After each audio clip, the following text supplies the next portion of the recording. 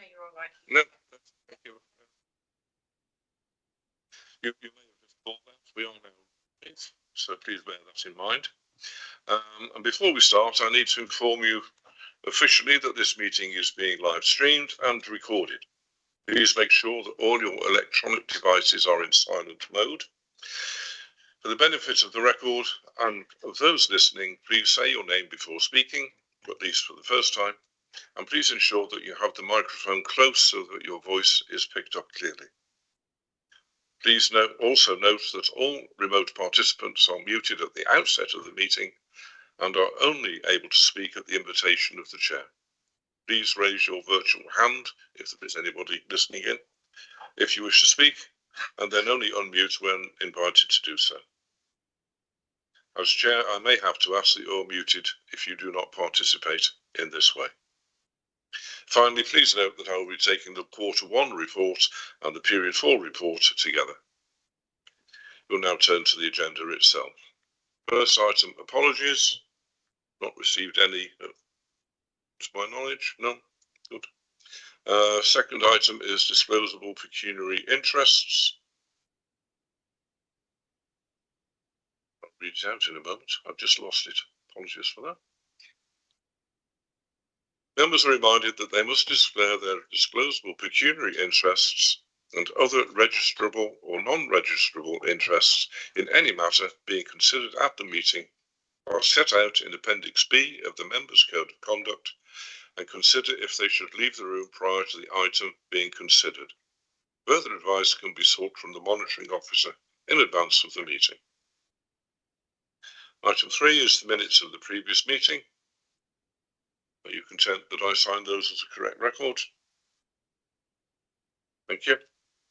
Item 4 is public question time, and we have one question from Mr. John Palmer. John, please take the floor.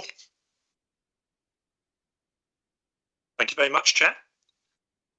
Can you explain the revelation buried in the committee's first publication of its intended high-level work programme, Agenda Item 10, that use of consultants is relegated to being only a longer-term priority for scrutiny?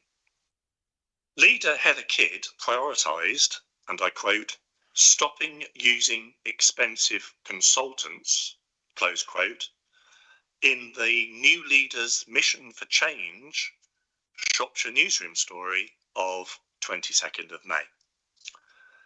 A declared administration immediate priority in May, now being quietly kicked into the long grass? Thank you, John, for your question. My response is this. First of all, thank you.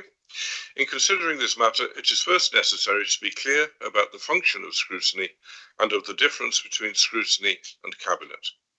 Cabinet is the decision-making body of the council, scrutiny is not.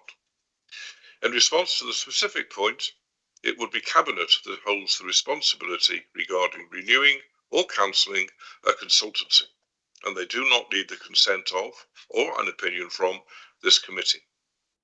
The item in our work programme relates to our committee decision to assess the historic use of consultants, to see what lessons can be learned and to judge their effectiveness. It is scheduled for later in the cycle, as we do need to allow time for the outcomes of any changes made on their recommendations to be measured. Thank you.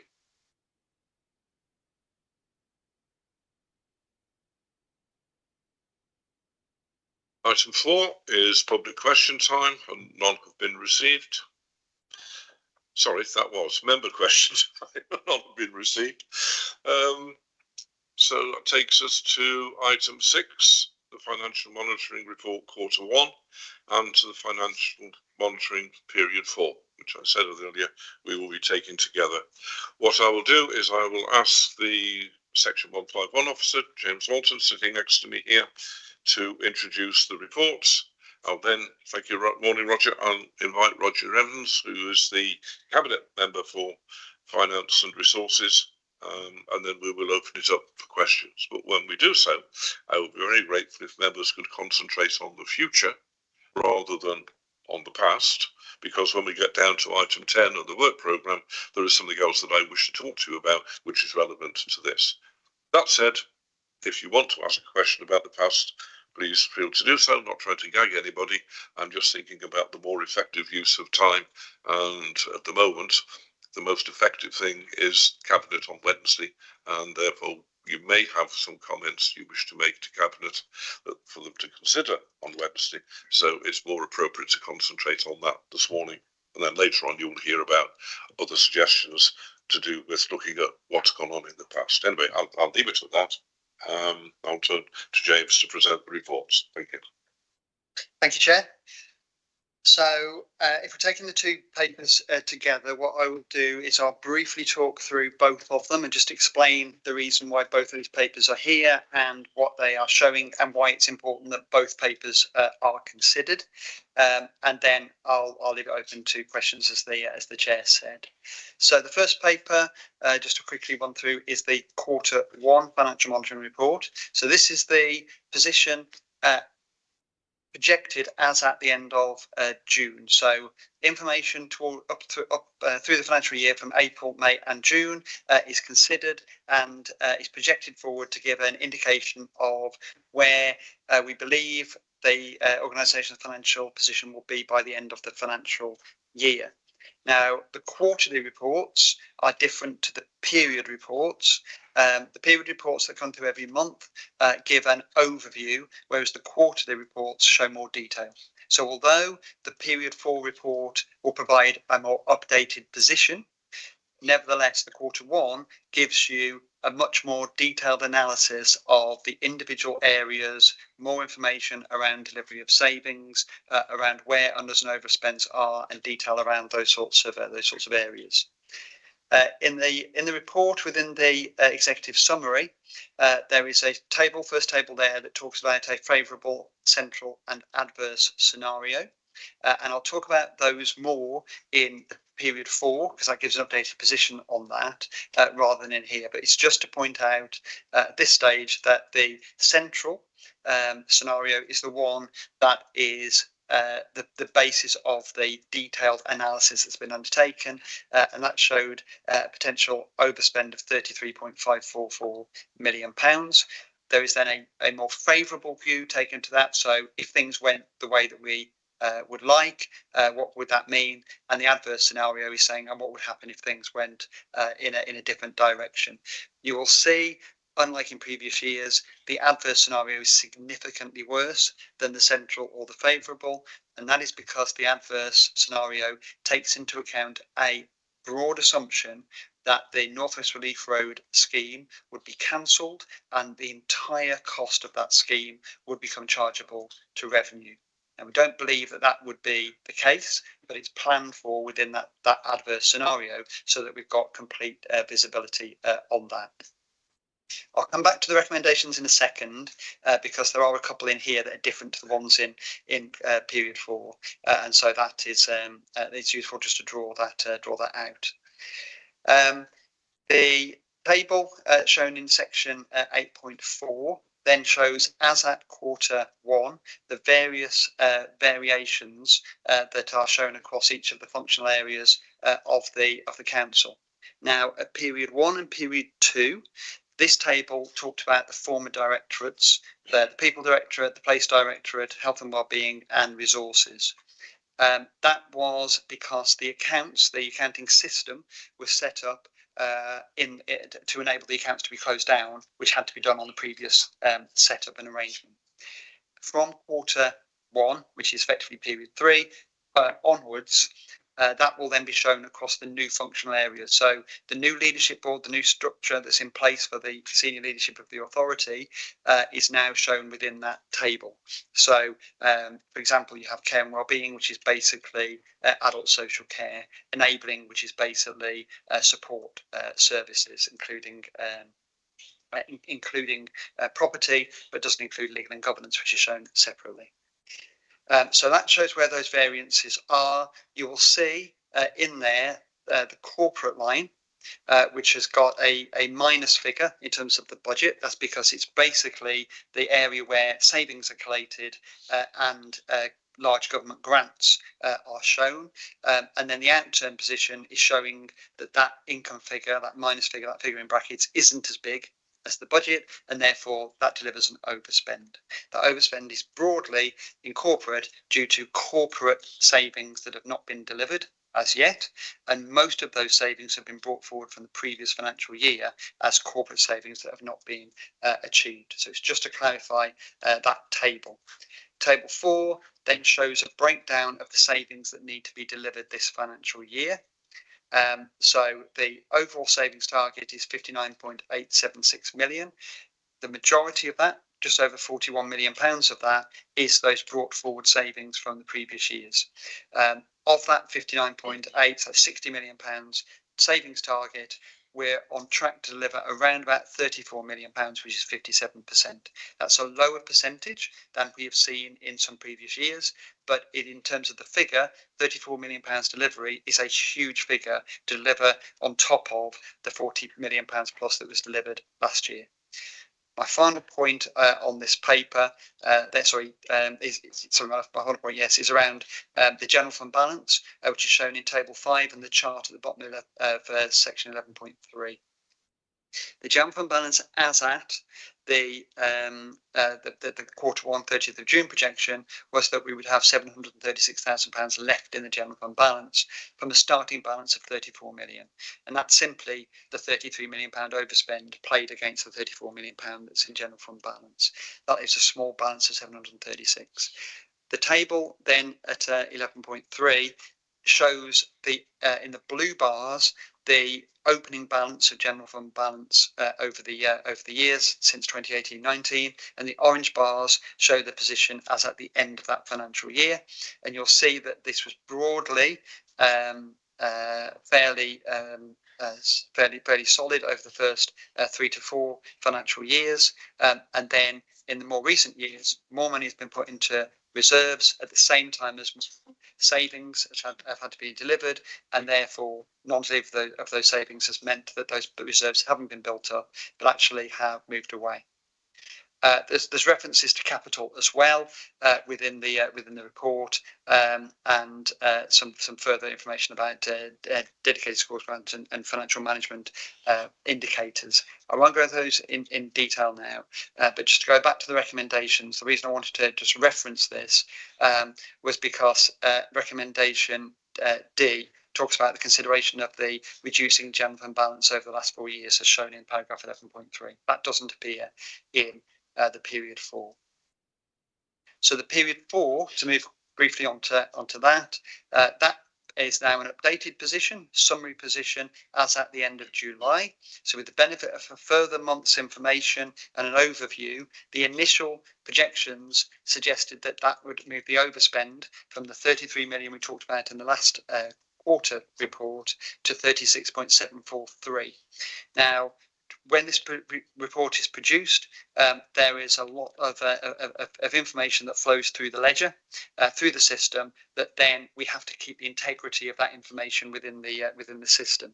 So that is the figure that came out of the projection. However, further work was done on that because that position of just short of £37 million overspend would potentially place us in an illegal position. So further work was done on that, and that's then been shown as a few sort of addendum lines within the report, suggesting that actually with those final few adjustments, the overspend would be reduced to perhaps 35.169 million. Now, while that's an improvement on the 36.7, it still places us in a potentially illegal position. Now, just to clarify what that means, £35 million overspend by the end of the year would be around about £900,000 more than we have in our general fund balance. So technically, should that happen, were that to happen, if that were reality, then that would be an illegal position, and that would then trigger a requirement to issue a Section 114 notice, because we are effectively in an illegal position. The point that's made in this report, however, is that at this point in time, this is an early projection. This is still only period 4. It's being reported in September, but this is the position as at the end of July. And there are 7 months. Even if you take the start the clock from today, there's still nearly 7 months of the financial year to go through before we get to the end of the year. So we have 7 months to rectify a situation which, on the face of it, is showing us at £889,000 beyond what we can cover and afford. So in that context, do I believe that the organisation over the remaining 7 months of the year could pull that expenditure back to that sort of degree? Just to keep things in context here, we're talking about in the order of £400 million has got to go through the books between now and the end of March.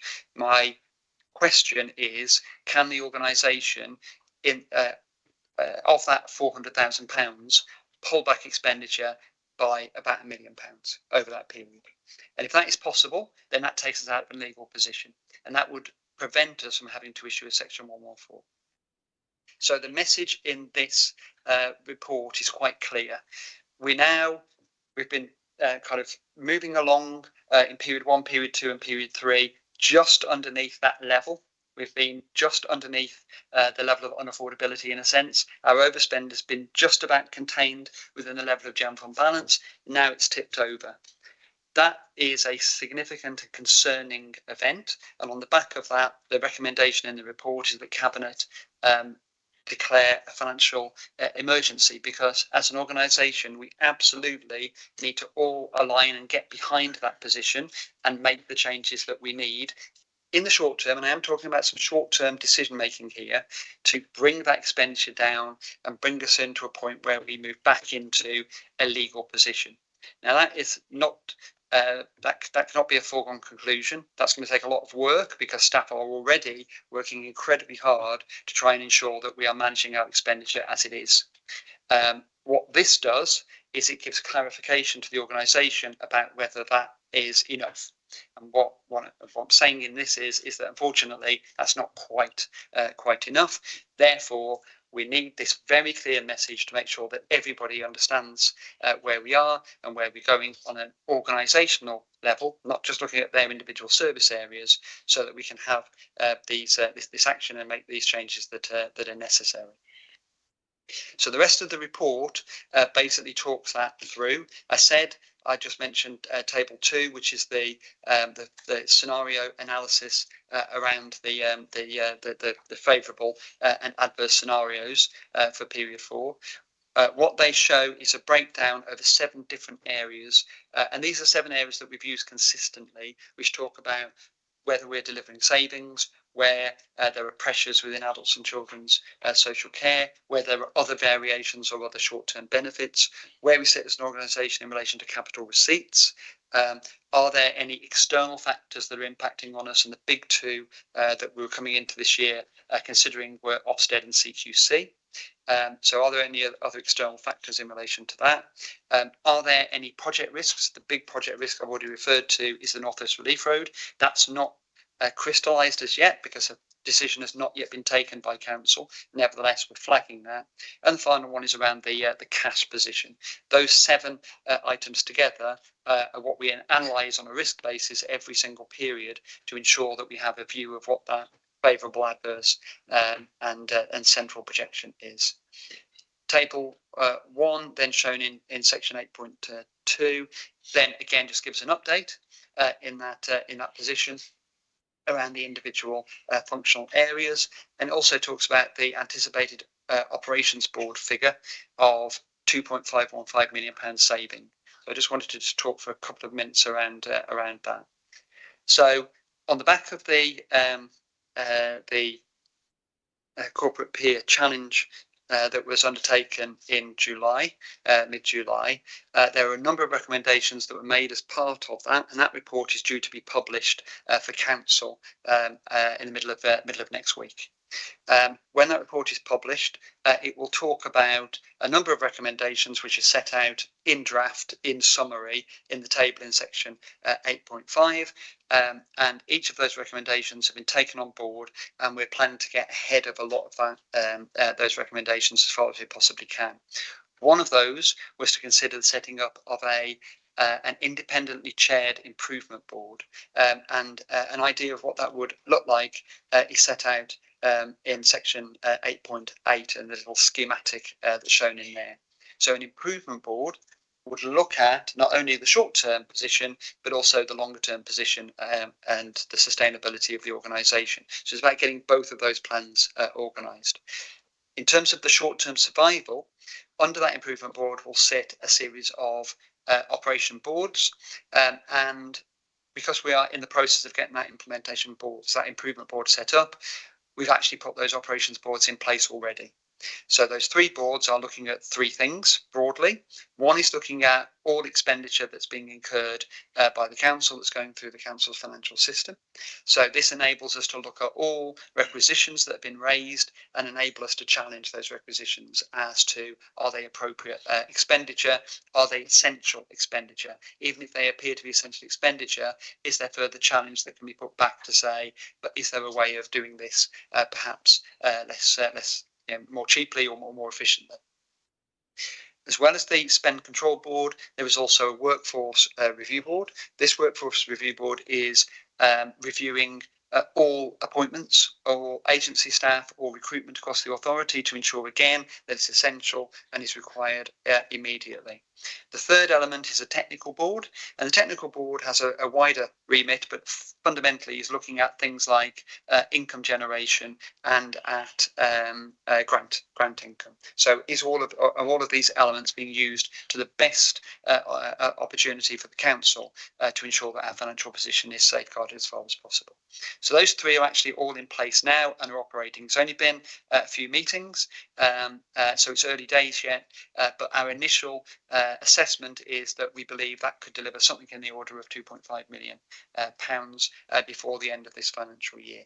We will assess that over the coming weeks and months. If we believe it can deliver more, then we will show that in future monitoring. If we believe it won't deliver that much, then we will assess that. Now, in a sense, I'm hoping it doesn't deliver anything, if you just can understand where I'm coming from. Because if the organisation gets the message and is able to save money in different ways, it doesn't need to come to a spending review board or a workforce board for consideration. So if the boards themselves don't save any money, but the projections for the authority then start to show a reduction, they will have done their job, whichever way around that works. The general fund balance that's shown in table 2 in section 9 demonstrates, the table shows a £2.5 million deficit. That was the original calculation that was done based on the original projections, that central projection. The work that was done in the last, and literally the last few days, this report only went out on Thursday, and I apologise for that, but the information was being finalised on the Wednesday. That report those final adjustments shifted us to a position whereby the general fund balance would be £889,000 over, rather than the 2.463 that was shown in the central projection. Again, the table in terms of the general fund balance is shown at the end of that section and unupdated for the period 4 position. And then the appendix shows a little more detail and information around that. So that is just trying to give the context of where we are. Hope that was helpful. Back to you, Chair, but happy to take any questions. Yes, thank you, James. That was very helpful. I'm going to turn to Councillor Evans next, and then we'll open it up for discussion. Thank you, Chairman. I've thought of several ways I could begin this, and this is the one that I've finally decided on. And it is a bit strange for me to be sat here, because before I sat where the members are sitting now. So it's an interesting change of experience and change. But why? And I'll concentrate really on the period 4, because that's why everybody is here, and that's why it is so important. And period 4 really is a culmination of previous years. If you look at period 4 and 9.3, you'll see the way the general fund balance has gone down and down over the years. What isn't shown is that, and I'll use simile, Old Mother Hubbard and her cupboard, and also Mr. Micawber and his 19 shillings and sixpence for my age. If you're spending more than you get coming in, it's misery. You can't continue like that. And for the past 4, 5, 6 years, that is what this council has been doing, spending more than it has coming in. And the general fund balance has been topped up year after year. It isn't shown in there because old Mother Hubbard go into cupboard B, cupboard C, cupboard C, cupboard D, taking money from there and taking it into the general fund balance during the year to do it up. So at the end of the year, which we legally must do, it always showed positive. Well, those cupboards are now bare. They've been taken out and taken out and taken out. And old Mother Hubbard is now looking at a cupboard with very, very little in it. You see in here, as the finance director has said, that during July, it was going to be £2.5 million into the red. And then it's come down to this 889,000 because there was 1.5 million re-looked at. And it is very, very fluid. It can go anywhere. And that's why these boards have been set up in place to finally take a grip on it, to find out where we can do it, because every year, and I'll give James his due, he said that this expenditure is not sustainable. He's put it in the reports for many, many times to do it, and it isn't sustainable. We need to do something. We've got a government, past and present, who seem to take the idea that local government has billions in reserves. It came in reports and it did. Well, there's two sorts of reserves. There's a revenue reserves and there's a capital, money in the bank. If you go back to 2017, I think Shropshire Council had about nearly £100 million cash in the bank. And it's been spent on various ways since then. We now have just over 20, or is it 50, something like that, but it's there and it's all earmarked. So that has gone and been used. There's a revenue account and the capital account. The revenue account has to be paid for from day-to-day income and to put the running costs of the day-to-day of the council. The capital is where we can invest and we can borrow and do whatever we wish to do for the big projects. So we're talking really about the revenue account, and it shows, as has been said, 889,000 in the red. Not a large amount in proportion to our full budget, as was alluded to, relatively small. But in essence, it is a red flag, a big red flag, which has now gone up, and we need to pay attention to it. And you may want to delve into it more deeply. I can come out with loads of figures, and that isn't good, because you need to actually sit down and spend time looking at those figures and be producing them.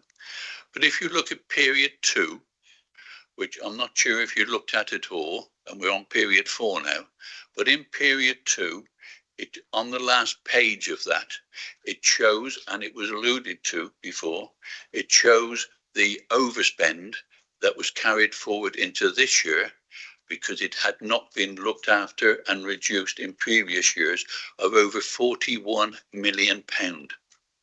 An overspend of £41 million, which, if added to the savings we need to make this year, comes up to the £59 million, which shows in this budget, which has need to be saved this year. We're not going to save £59 million. Let's not kid ourselves. But what we do need to do is make sufficient savings to start putting money, to start putting things in old Mother Hubbard's cupboard for that bad winter, for that unexpected cost. We haven't got anything if we have a bad winter. If there is unexpected costs, we haven't got anything, and we need to start building it up. And when I came into this building and I met the staff at the different sessions that we all went to, I said that my aim this year is to put bread on the table. We need to be £5 million in the black or better. We need to move that trend round that is in that table in 9.3. That's what we need to do. And maybe you will help us do that, because I haven't got all the answers. It's questions that need answers to be made. So we are where we are. It's there. I'm willing to try and answer any questions. It speaks for itself. But please look at period 2 there, and it shows why we are where we are. £41 million, and majority of that, there were no plans in place at that time, no public plans in place at that time to start to address it. We need plans. We need to really sort it out, and that's what I hope the board will do. And it was a little bit highlighted in the peer challenge. I know the leader was hoping that the peer challenge report would be made public for today's meeting. It's down in the LGA going through all their procedures and everything like this, but it's been promised that it will be available for the full council. So we're just waiting to actually see that, because the peer challenge, it was asked to come in to look at the organisation, to see why we are where we are, what improvements can be made, how we can look at things within the council to actually improve and put and fill that cupboard that is at present bare. I'll leave it at there, Chairman, because trying to look forward, I'm not here to score political points, and I don't think anybody is here to score political points. We need to work together to fill that cupboard. Thank you, Chairman. Thank you very much, Councillor Evans. And absolutely right. I endorse what you've just said. This is beyond scoring political points. This is something that every single one of our 74 members can contribute to and needs to contribute to. But I'll come back to that point a little bit later on. So I will say nothing. I'll open it up. Anybody has a question? Councillor Tandy first, then Councillor Bird. Thank you. Wow, what reading. Took me ages reading it all. But at the same time, there's a number of things that show out very, very clearly. I ask the questions. If basically we were meant to make savings over the last years, and if we look at page 12, where we've got a graph there that shows in blue the savings that we should have been making and the savings that really wasn't made, how are we going to do it now? Where are those savings going to come from?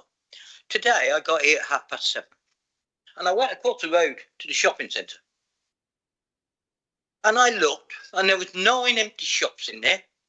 They're all costing business rates. We have to pay business rates, the same as any other company. We have to pay business rates. So hold on, there's £500,000 in business rates that we're having to pay on that shopping centre. And I don't know how much we're actually paying for the whole shopping centre to be mothballed, half of it, and the other half still being used. I went over there just to look, see how many empty shops there was. There's 9 empty shops. That costs money. Well, we've got loads of empty buildings. How much is it costing us just in business rates alone for all the buildings? Shire all for another? And yet I look at this and I see, hold on that graph, there was very little saving made last year. In fact, the blue is very, very high, and I can't see where those savings have been. There is no savings that were made. In fact, in the general fund, you kept on taking it out of the general fund, as we've just heard. And you kept on saying, oh, yeah, well, we'll hide a bit there and keep it going in that way. And then we can hide the fact that we aren't making the savings that we needed to do over many years. And that is management fault, higher management fault. Because if I run my company like this, basically I'd be bust and I'd be gone. Because simple reason I couldn't justify it. So the question for me is, how are we going to make those savings going forward? And what is the management plan to get those savings forward? And it's not just us councillors, it's also the senior management team that needs to show us where we're going to go forward to make the savings in the future. you, Councillor Byrne. I'll just take a couple. It's just a point of clarification. I just think it's important. Yeah, okay, That I just make on the back of that. If I can, Chair, I do apologise. No, that's all right. But it's just a point of clarification. The table that was referred to does not show the level of savings that have been delivered. The table that's referred to shows the level of general fund balance as a result of a combination of delivery of savings and non-delivery of savings, as a result of income that's been delivered and non-delivered, as a result of pressures in demographic pressures within particularly adults and children's over the year. So last year, I think it was 57% of savings that were delivered out of the 90 million that was put forward, which was a huge task. The level of savings that have been delivered in this authority last financial year was higher than in any other authority in the country, as far as I'm aware, in terms of the scale of savings that have been delivered. So I just wanted to make a point that the table is that's been referred to is not showing the level of savings. It's showing the level of general fund balance that's been reserved. I understand the point that's being made that because savings have not been delivered, that has had an impact, but that is not the only impact. That table is demonstrating that significant demographic pressures within adults and children's social care, which were not about non-delivery of savings. The level of savings delivered within adults and children's have been very close to 100% over the last couple of years. So it is not about non-delivery of savings. This is about the level of pressure that is having to be dealt with, and the general fund balance is there to cover those sorts of pressures.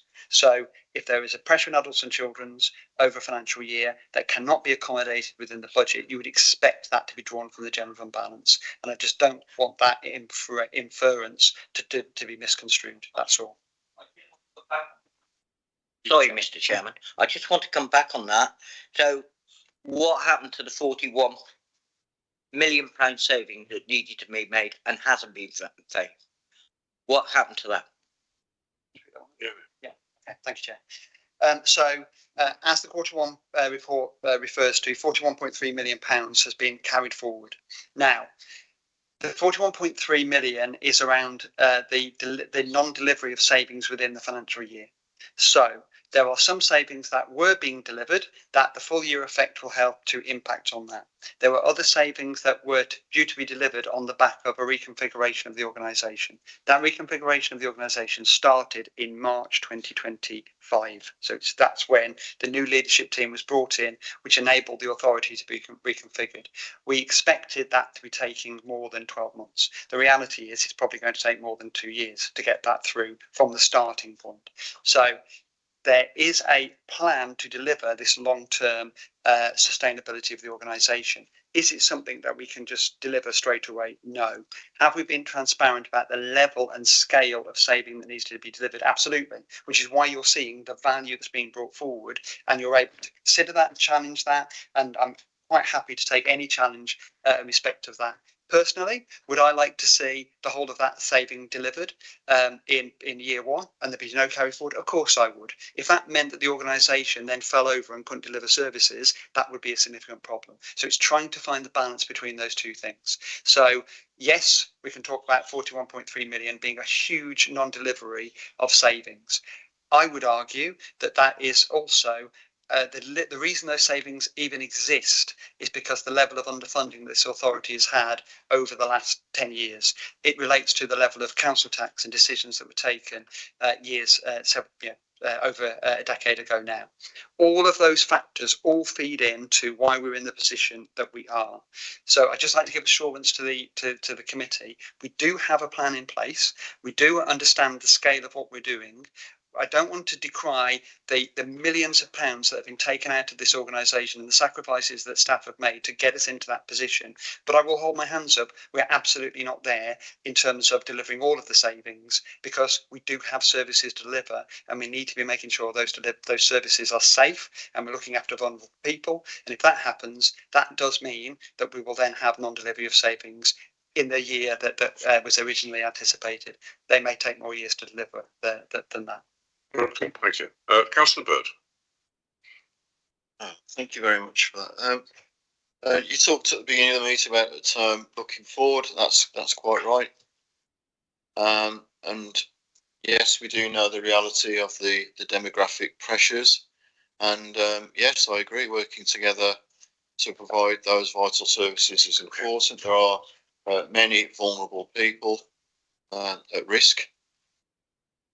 But we've spent 30 minutes talking about the past, and we've already been, the new group has already been in position for 4 months.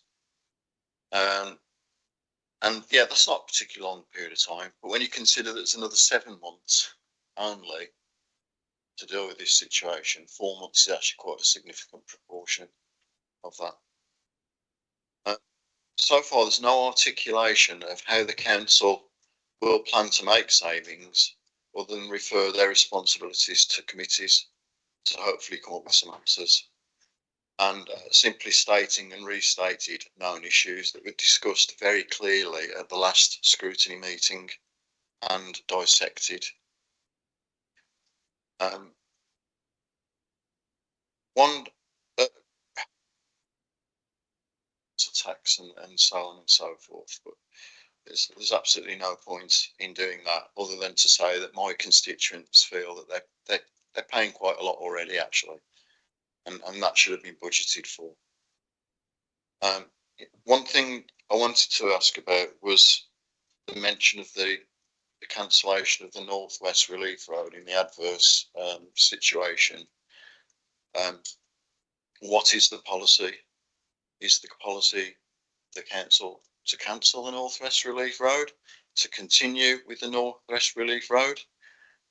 What is the likelihood of it being cancelled? And what is the likelihood, if it were cancelled, of having to repay the whole amount? And you mentioned there about saving £1 million from a £400 million budget to avoid an illegal budget, which, yeah, as a proportion is tiny. But what about the following year then, and to continue to run that level of 30 million odd deficit? Because that's not the solution. What you need is, you know, we can get through this year. You know, there is enough left in the cupboard, actually, isn't there? So to actually just make a saving of £1 million, but it's how we find that continued saving over a period of a number of years. And one thing that was discussed at the last meeting was around the mandatory services, and actually it's the level and the quality of those services, isn't it? So at first it's taking out those services that aren't mandatory.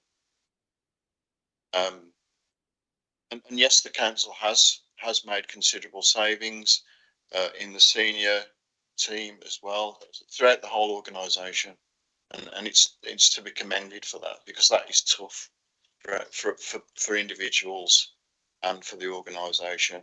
And I believe that the quality that was delivered over the last few years has been very high, as judged by Ofsted reports. We've had a succession of good reports, for example.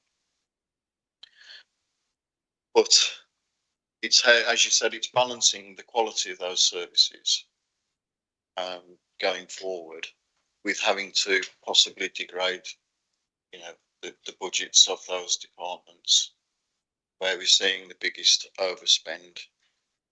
Care and wellbeing, 18.175 million, children and young people, 9.86 million. And finally, in terms of those operations boards which are being implemented, how will these actions that come out of the boards be rigorously monitored and reported on a weekly or bi-weekly basis? And how confident are you that those boards can actually find the answers that are urgently required now? Okay, thank you. Councillor Evans, I think, wanted to say something about the North West Relief Road, was it? I will, Chairman, but also I'm not sure where Councillor Ed Bird has been for the last 5 years. If he had looked at the finances of the council during that time, he would understand why we're in this position. He only needed to read the actual cabinet minutes and the council minutes about the finances, and he would have seen what was there. I was part of the forum looking at the budget up till last February.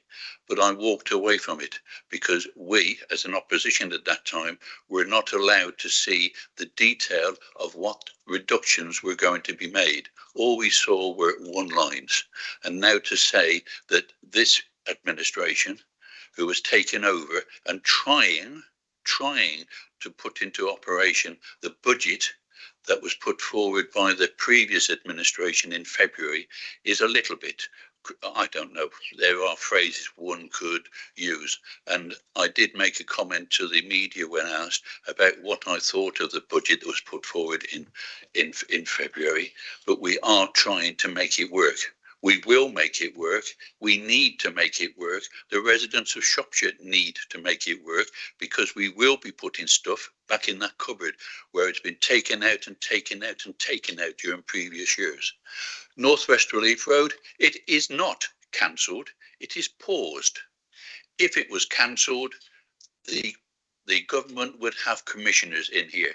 Let's get the phraseology right, because if it said that it is cancelled, then we will have commissioners sat behind me, pulling my strings, telling me what to do.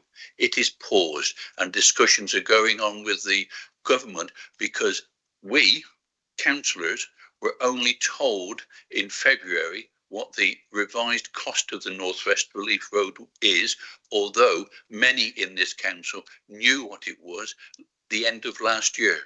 But they refused to do it because of confidentiality. And then it was disclosed in February, and we are.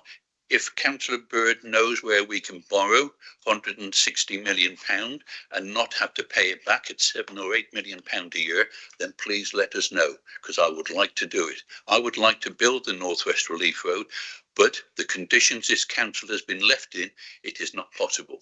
Sorry, Chairman, I went on. Yes, and it stray into politics a little, but Councillor Walmsley and then Councillor Hartman. Councillor Walmsley for Clun Division. We've talked about a lot of things here. As a parish councillor since 2021, I've heard high-level reports on what's happening with the budget. It's consistently been the council needs to save this much money, and it's consistently been at the end of the year, well, we've not managed to save that much money. I completely take James Walton's point about there has also been additional spend on adult and child social care, which really puts significant pressure on us, and that's a service we have to deliver. We have to deliver to the right standard. I welcome the implementation of the improvement board to deal with the immediate problem, but my big question is, how do we make sure that when we set the budget next year, we have a budget that can be realistically delivered, so that we're not getting to September and saying, well, we've overspent in these areas and we're failing to find savings in these ones. We need to do something differently, and I don't want that view of next year to get lost in the pressure to deliver immediate savings. Thank you. Ruth. Yeah, thank you. Over the last 5 years since I've been a councillor, I've never seen an MTFS report that ends in anything but doom. So we know the crisis has been evident for a very long time, and we should all have been aware of that as councillors. And our staff have borne the brunt of that without any doubt. Jobs under threat for at least 3 years, under clear threat for at least 3 years. And it is time that we take very strong action, and it doesn't mean that I don't think we have taken action before, because we absolutely have. So, Councillor Evans, can I just check, am I right in thinking, with your reference back to the period 2 accounts, that you're now confident of the reassessment of the savings that we have in place for this current financial year? Shall I carry on with other questions that I have as well? Yeah. Today's projected position, what we're looking at is the urgent need to save £1 million. That's based on staying in a legally functioning position on what is the projection to the year end of today. Now, last year, we know that with monthly monitoring, the projection changed quite a lot. I mean, perhaps we should actually track how that worked through the last year to see where we might have bumps in the road ahead, although there's such a big bump in the road that maybe those are all precluded. So these reports, the current reports that we're looking at now, reflect the position from April to the end of July. So we're now 6 weeks beyond that point. Now, I know those are closed accounts. They've all been, properly closed off, and we know those are firm positions at this point. But but there is mention to closer monitoring. So I just wonder how closer to real time we can actually get, which I think feels to me that transparency on that is absolutely vital as we go forward now. You know, how will that work and what is the position now? Those are the kinds of questions I have. And how long? So we're talking about at this point with what we project now at the end of March, how long does the council have before we get to the moment where we click into an illegal position? And critically, I think the LGA's recommendation of an independently chaired board is absolutely vital to us moving at, you know, a much faster gear now. When will that actually be constituted, and when will it start work? Yeah, and we wanted Councillor Dean put his hand up. Do you want to ask a question?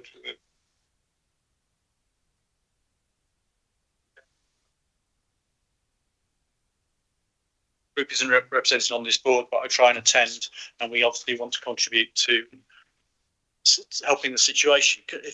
So it seems, I'll try and be brief, but it seems to me that there's two questions, aren't there? One is, can we avoid the 114, but also because actually that may well be out of our hands.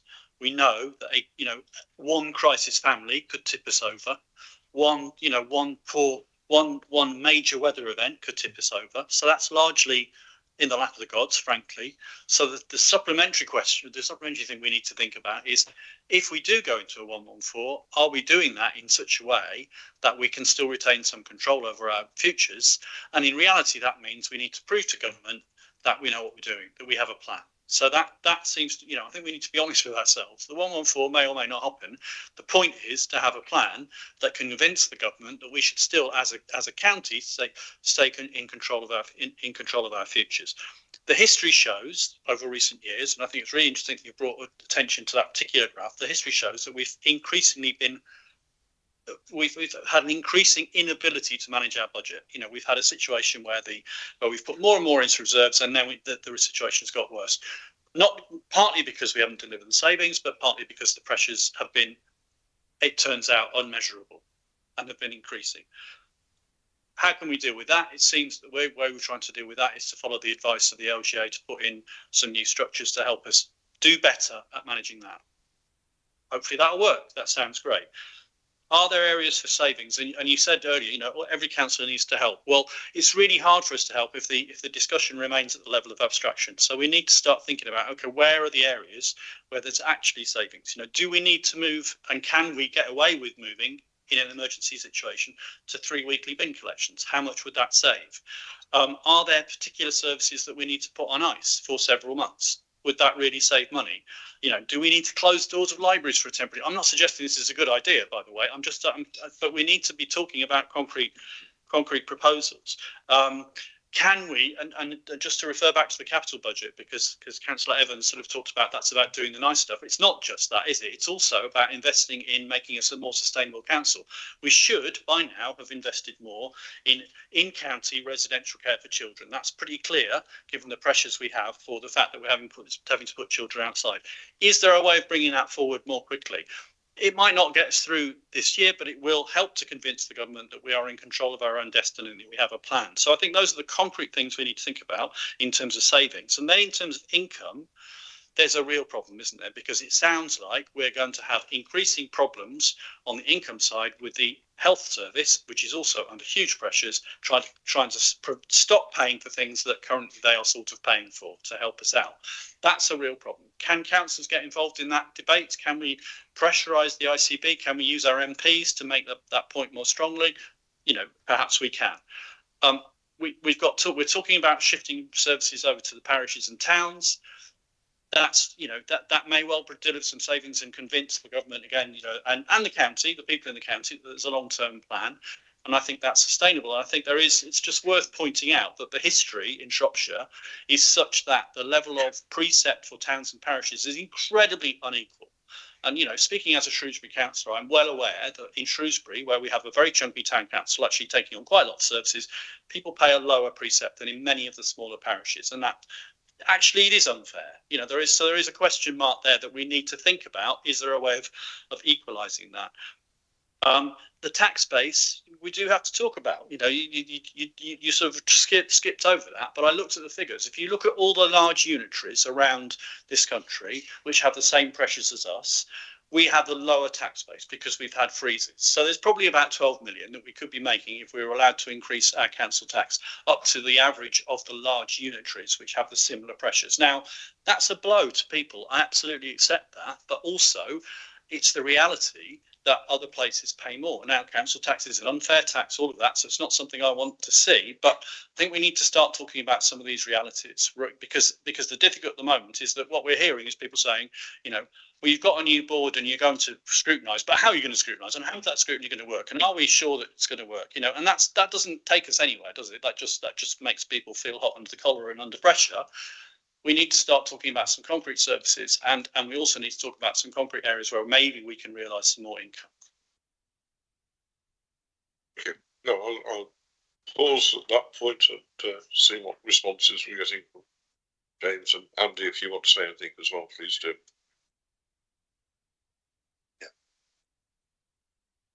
Okay, so I've tried to make notes as we went through. So if I've missed anything, then please do come back to me. Okay, so in terms of the points that Councillor Bird made, so I think the North West Leaf Road bit has been addressed. In terms of the savings, that correctly. The point's correctly made in relation to, yes, it's kind of £1 million to get us to a legal position. However, it's considerably more to get us back into a more sustainable position. And what about future years? And what does that mean in terms of that longer term plan? I think that's a really, really important point. I haven't discussed that really today, and Andy might want to specifically come back on this, but we have been doing a lot of work in terms of what that longer term plan looks like, and how we can bring the authority into a more sustainable position going forward. The medium-term financial strategy as it stands shows that there is a funding gap over the next five financial years, which is in the order of around about £60 million over that 5-year period. So all things being equal, it doesn't look like the core spending power of the authority is going to change. So therefore, what I'm saying is the level of funding from government is not going to be any better or any worse than we've projected over that period. I say that it could potentially be worse, but at the moment we're not seeing that in the modelling that we've seen. So not only is it addressing the in-year position and getting us back to a more sustainable position on that, it's also addressing that period over the remaining 5 years. And as again has been made as points elsewhere, how can we have the confidence, and it's a genuinely good question, how can we have the confidence that actually the budget is set up on the right basis if we're seeing variances at the end of the financial year? So there's a lot of work that's being done on the back of that to ensure that we do have a robust process in place that looks much more closely at the actuals that are going through, so that we don't have we mitigate the risk. I'm not going to say we don't have, because I can't guarantee anything. We will manage and understand the risks associated and mitigate as far as we can the risks of those big variances coming through. To be fair, that is part of the reason why we've seen the situation moving steadily downwards over the last few months, because it's exactly work on the back of that, whereby we've gone back and challenged some of the assumptions that are being made and some of the hopes in terms of what we can deliver over the remainder of the financial year. We've gone back and said, but is that going to be deliverable? Should we be being that kind of optimistic around that, or should we be a little bit more cautious around some of those areas? So that while that makes the situation worse in terms of the financial position, it's demonstrating a more accurate position, I would say, and therefore we can only deal with the real picture, not the kind of the hoped for picture. So that I think is a better way forward. So in terms of the medium-term financial strategy and looking at that view over the next 5 financial years, what we are doing, what we're working on, and we've got resource in specifically to look at this, is a much more nuanced model of the way in which the pressures, the funding, the income generation across all of the services, but obviously because it's the majority of our budget, a big focus on adults and children's social care as part of that, so we can be clear what the level of that funding requirement would be. Now, the reality is, over that period of time, we do not have the government funding or the council tax funding which will cover the cost of delivery of those services as they stand at the moment. And so on the back of that, we're going to have to work on our level of resource, and we're going to have to work on our level of expenditure as part of that, and come up with a plan which will involve investment to enable us to get to that position. And there are examples that are just given in the room of the sorts of investment that we may need to look at, that we may already be looking at, that we may need to accelerate or do in a different way. Where does that investment come from? Well, we do have opportunity to borrow. We do have the opportunity, as Councillor Evans said, to fund from the capital programme in ways in which we can deliver more savings into the future. There is also the reality of exceptional financial support, and that is something that, again, Andy and myself have been in conversations with MHCLG over the last few months. I know continuing to have those conversations in terms of what that would look like. So one of those elements is around short-term support in relation to the North West Relief Road. That position has already been clarified. Should that be crystallised, we would need to look at exceptional financial support around that in year, should that happen in year. In terms of the longer term position, though, if we want to invest in ways around a transformation or change programme for the organisation that will bring our overall costs down, then we need to look at exceptional financial support as a way of borrowing as part of that. And the point that Councillor Dean made around the ability to keep that within our control is a really important one. This report is saying we are not as a Section 114 yet. It is saying that we have the opportunity to keep that control. We have the opportunity. I don't want to refer to it, and I don't want this ever quoting, but it's the easiest way to put it. It's the kind of the last throw of the dice before you get into that. This is our last opportunity to try and deal with this situation. I believe we do have the people here. I do believe we have the right capacity and levels of experience and individuals and a group of people across the organisation to enable us to deliver these things. But it is going to take a significant amount of work, and there are going to have to be some very difficult decisions. So this is going to be about Cabinet and the wider administration and the senior team working very closely together, aligned, working with Scrutiny, working with Audit Committee, working with whoever needs to be within those conversations to ensure that we have a very clear way through this over the next few years to get ourselves into a more balanced position. Another part of the exceptional financial support is above referendum council tax increases. So the way it stands at the moment, you either hold a referendum to increase the council tax, or in other organisations, they've issued a Section 114 and use that as a way to get into that. I believe that we can have those conversations, and we are having those conversations with MHCLG to say there is a case to be made in Shropshire for all of the reasons that have been mentioned here, why the council tax is too low, and it should be a way in which this can help fund the services that we need to deliver within Shropshire. To remind everybody, a 1% increase in council tax delivers around about £2 million worth of income. So within our existing plans, we're assuming a 5% increase. Just to be clear, we are assuming council tax will go up by 5% every year over the medium-term financial strategy. So to deliver an extra £10 million over what we've got, that would deliver £50 million, a bit more than that, over a 5-year period. That would require a 10% increase in council tax. So that would be 5% over and above what was originally what was been built in. Questions around mandatory services, questions around what can be done around those. Everything is on the table. Everything is being reviewed and considering. Question was around the operations boards and how confident are we that they can find the answer.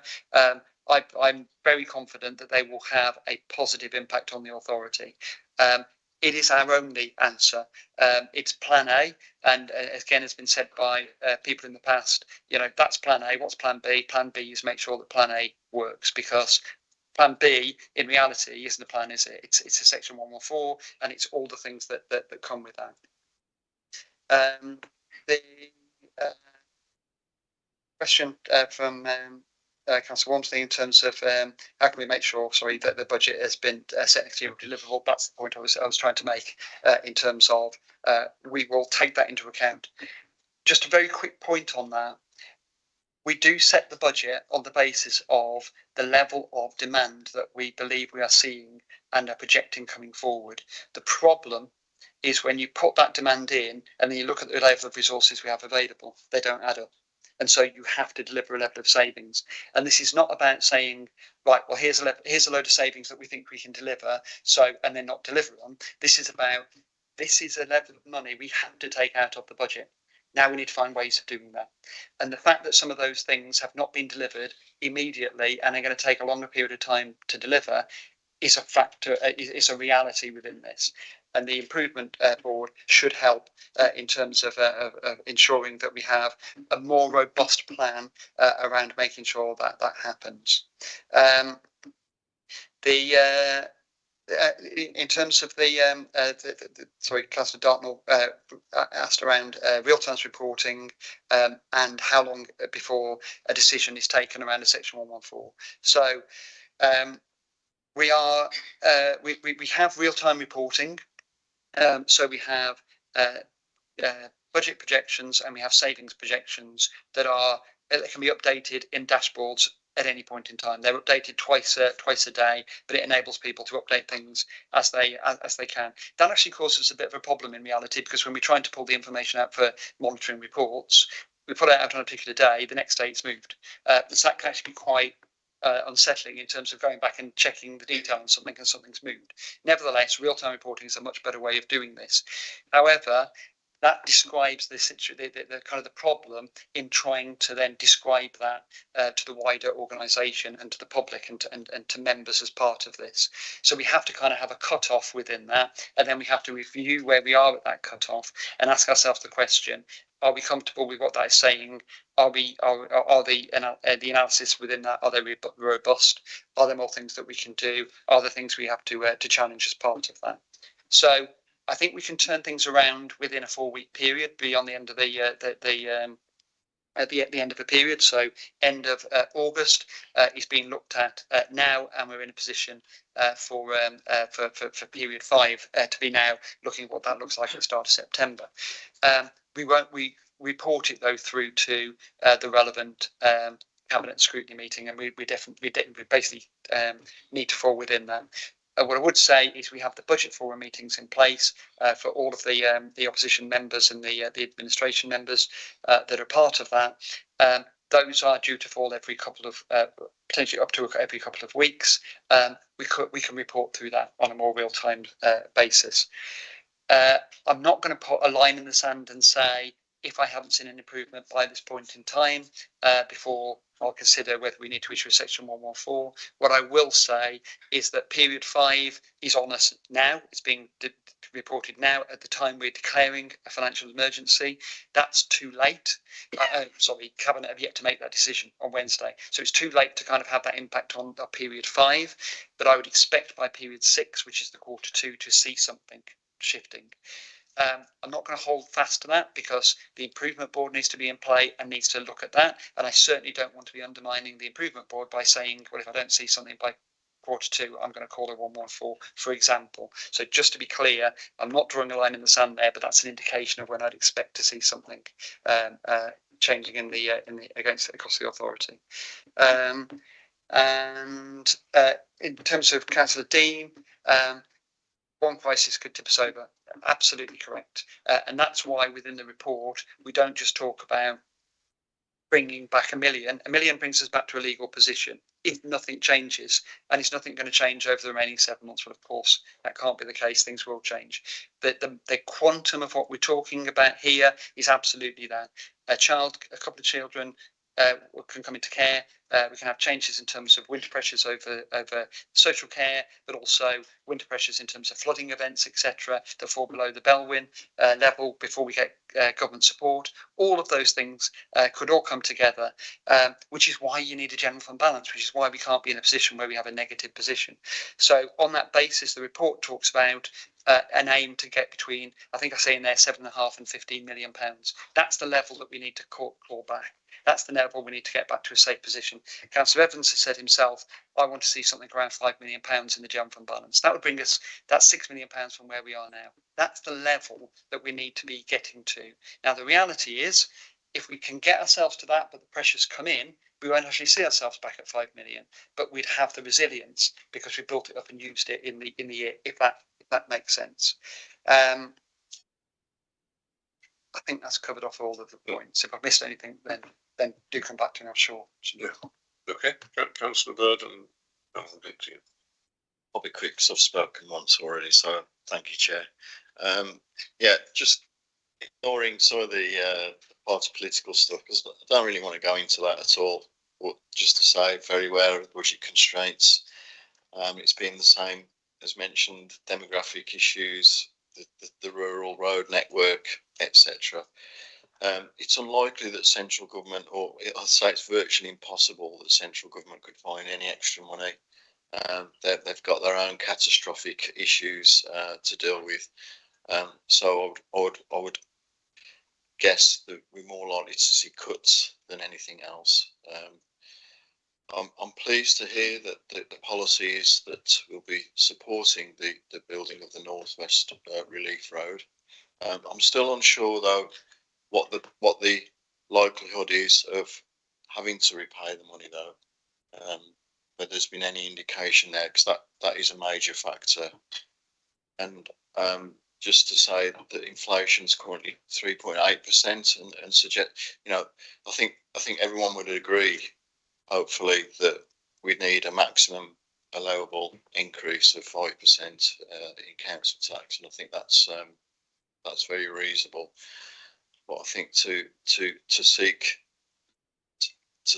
some way around without having a referendum of increasing that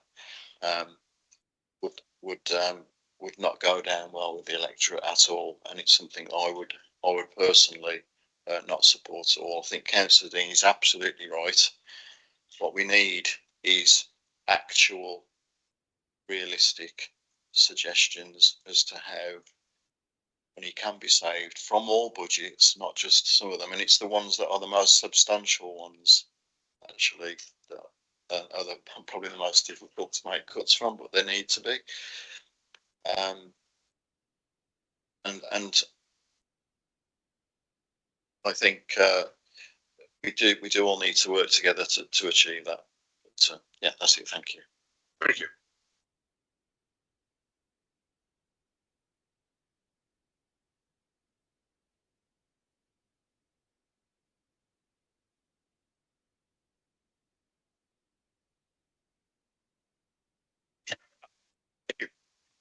As you can tell, I'm rather inexperienced at this. My name is Charles Shackley Bennett, and I represent the Quay ward in South Shropshire. I have not yet, to my own satisfaction, discovered what the real function of this committee is, and I'm still working on that. But I've got a few questions to ask, and one thing that's come to light, what was clearer to me, is that one of the key issues in this next 7 months is the issue of the relief road. Is paused, and if it's cancelled, then the whole incurred cost to date goes against our current budget, and we are properly in section 114 territory. Is that right? Yeah. So that leaves us with a very big issue outstanding, which we cannot resolve because we don't know whether or not it's going to be supported by someone. I assume that someone will be the central government. Will they agree to spend the extra £200 million or whatever to continue the project? Well, given the current financial state of the country, I would think that's probably rather unlikely. But we might be lucky. So we're relying on a bit of luck here for a start. There's not much anyone can do from this committee to make any recommendations about that, except to just keep on trying. One thing that hasn't, it's been referred to slightly but in previous conversations today is assets the council has. Are we in a position to look at what might be described as a distress sale to get rid of all the assets we do not actually need for operations? And obviously the Shire Hall is one, a big white elephant, if I might say, but I'm sure there are other assets that the council has. Should there be a task force to look at that, the accumulated pile of assets that we have that we do not need for operational purposes, with a view to getting rid of them as quick as we possibly can? I asked the question because I don't know the answer. It's also pretty clear that when one looks at the overall situation where income is fixed because we are limited as to how much we can increase council tax, central government funding is not predicted to increase by very much, more likely to go down. The money we raise from parking fees and the like is likely to be relatively fixed.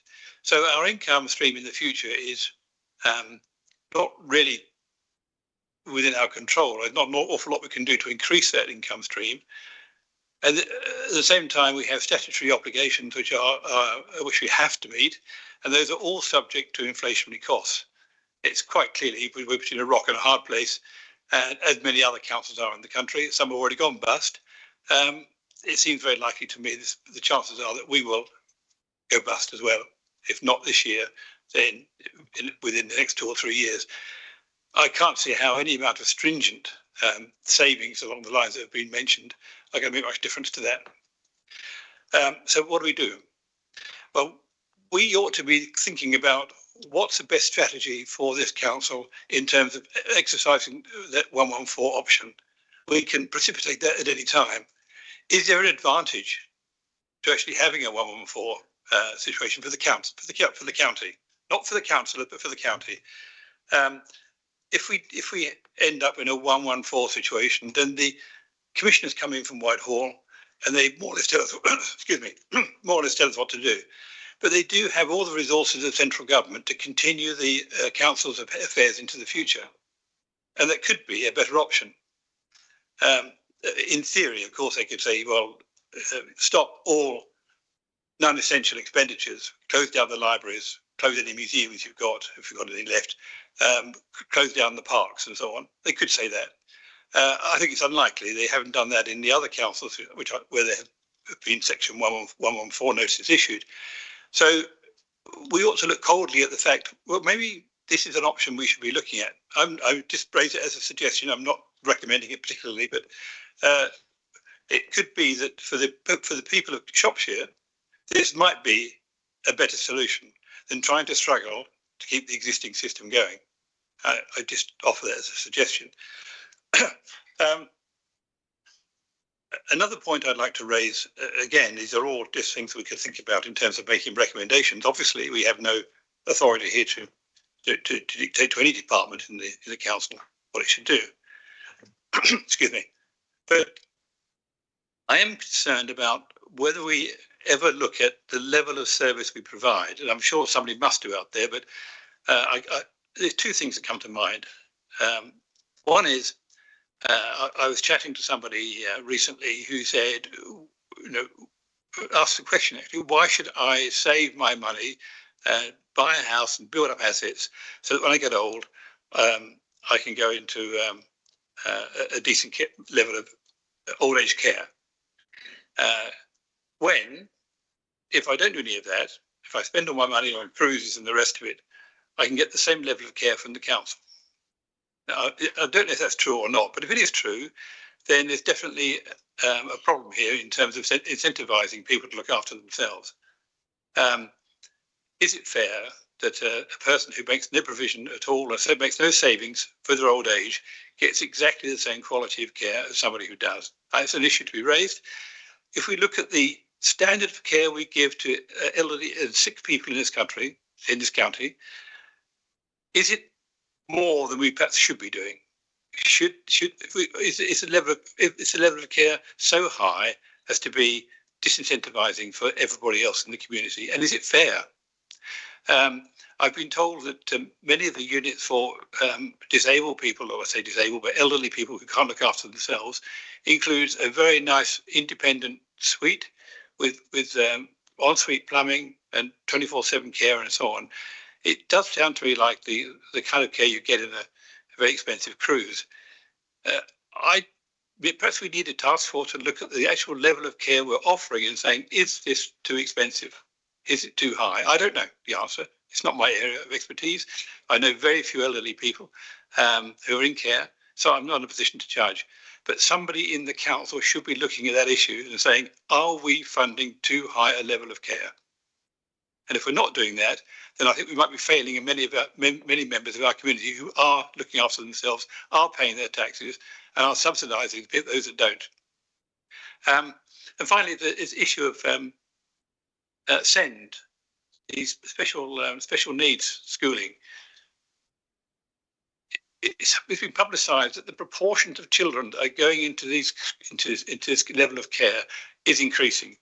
Now, again, I do not know what proportion of children in this county are undergoing SEND care. I'll just pause you there because you're now getting way beyond the area of interest of this committee.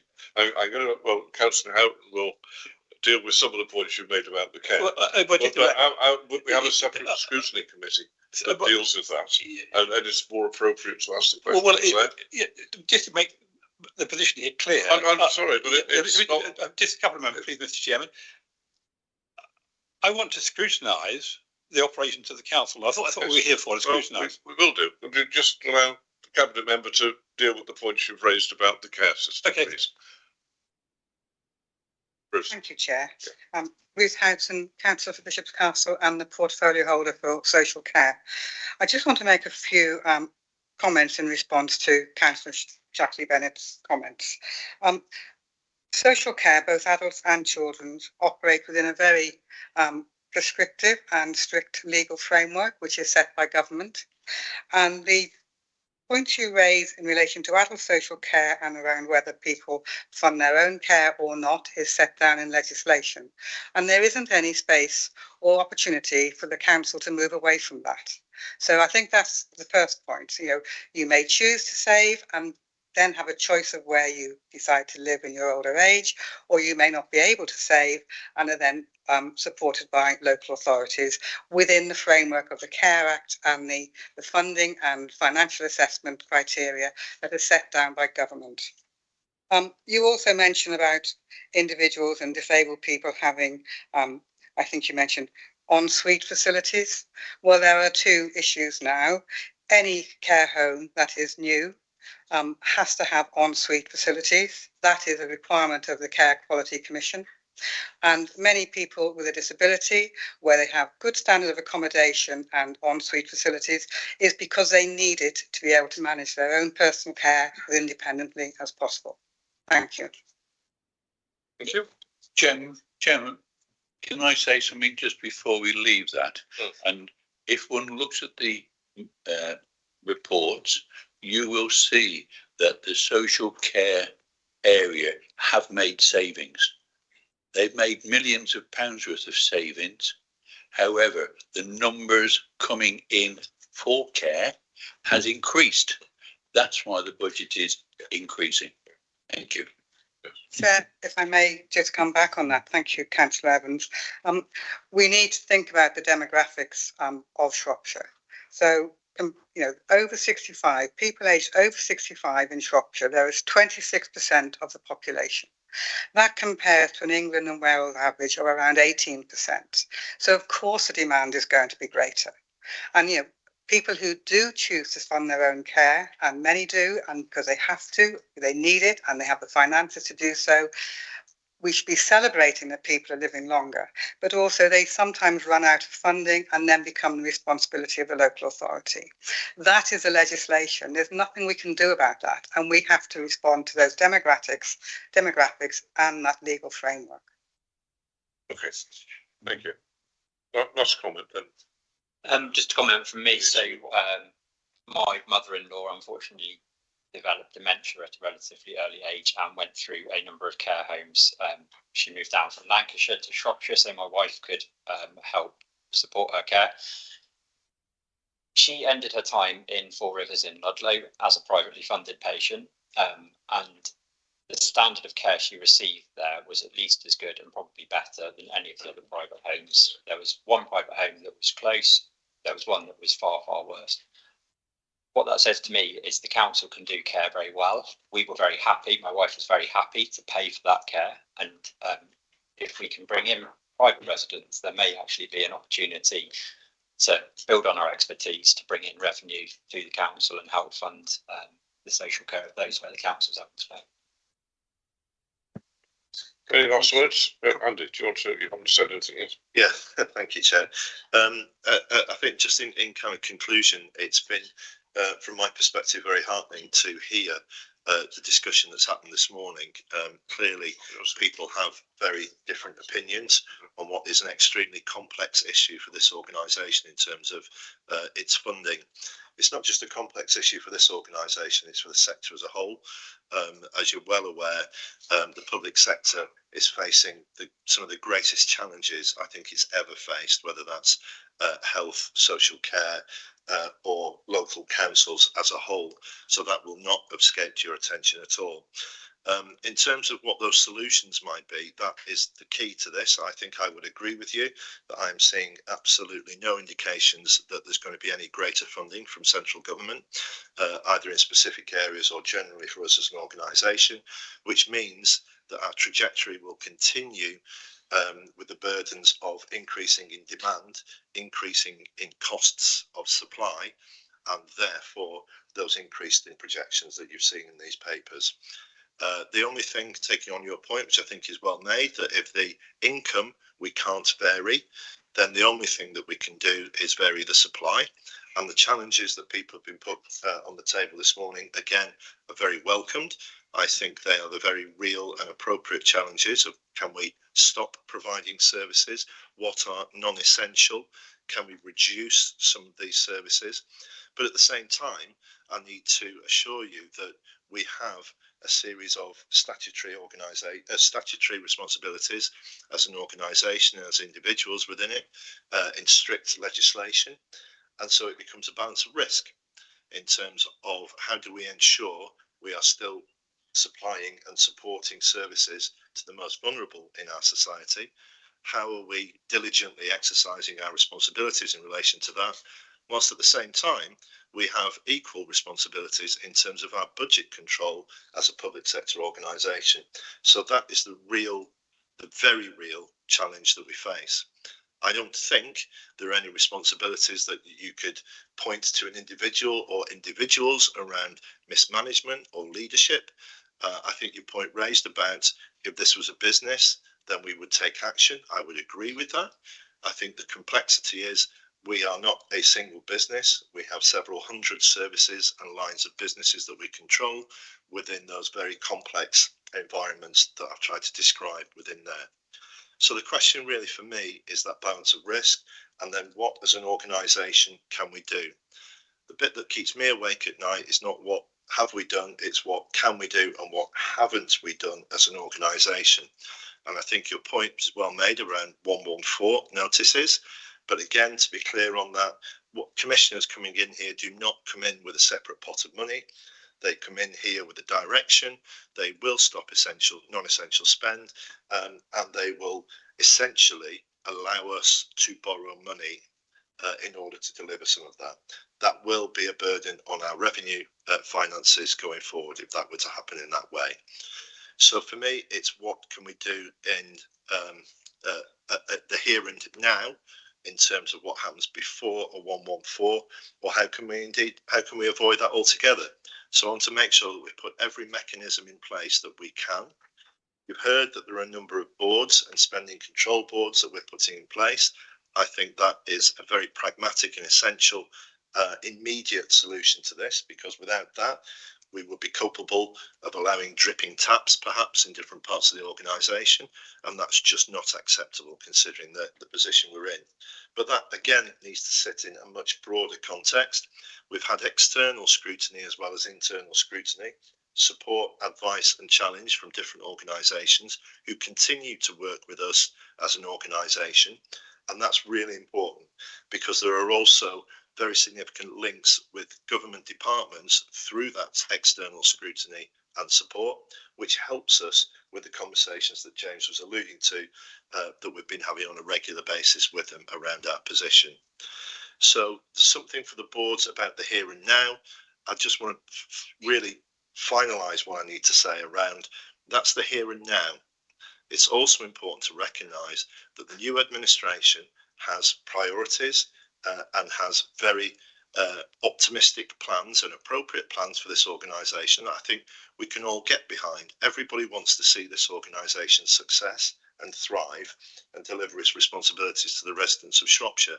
I'm absolutely minded as Chief Exec, that's my responsibility also to enact the policy of the current administration. Within there, we just need to be cognizant that if we do not, and I think it goes back to points that have been made around the assets that we currently have as an organisation, if we don't leverage those to greatest effect, whether that's immediately in terms of a return, or whether that's actually how do we leverage that into more economic development and a sustainable investment for Shropshire, without doing that, I would suggest that creates the same issues in the future, the same compounding issues on our revenue line that perhaps freezing of council tax has done in the past. So I think whilst we've got the here and now, whilst we've got those immediate risks to address, and I would suggest that we're putting the appropriate measures in place, but I am absolutely open and happy to work with anyone around what else we need to do there. There will be more details in what that looks like.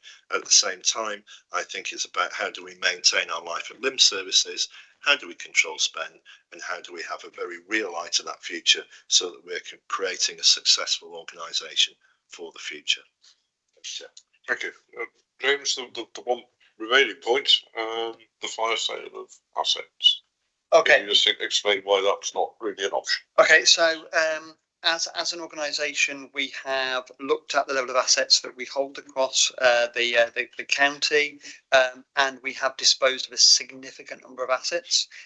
We do not have any significant properties and buildings at the moment that are not being utilised or are not within plans for the future as to how we would deliver services within the locality. It's not a good idea to have a kind of a fire sale, even if we did have those assets, because clearly that would then suggest that we would get less than best consideration for those assets under those circumstances, and we need to bring in as much income as we can. We do have a savings target built in to this year on the revenue side, which is on the back of removing assets from the organisation and therefore saving on the running costs of those and the business rates and all the things associated with that. What we have found is that we are not able to deliver that level of saving that was put forward on first analysis. The more detailed analysis is suggesting that those assets are being utilised or are not saleable or are not are part of future plans, and so what we're talking about in terms of the majority of assets this authority holds, we're talking about the operational assets. We're talking about museums, we're talking about libraries, we're talking about those sorts of buildings that we utilise in other ways. We can put other functions in there, we can put other staff in there. What we don't have is big admin buildings around the county anymore that are now left empty that we can sell off. We do have a lot of assets that we hold as a council, and nobody else wants them because they are heritage assets and unfortunately they have a repair cost and they have a running cost associated with them, which means that even if we try and offload them for nothing, nobody really wants them. That's the reality of where we are in terms of assets. I was going to mention Section 114, but Andy's addressed that. Just to be clear, it is not a positive option. I can't see any scenarios where that is a positive option. And I'll pick up with Councillor Bird outside the meeting in terms of the North West Relief Road, because we'll go through that in quite a bit of detail in different forums. So I can talk through what the implications are in terms of that separately, if that's okay with the committee.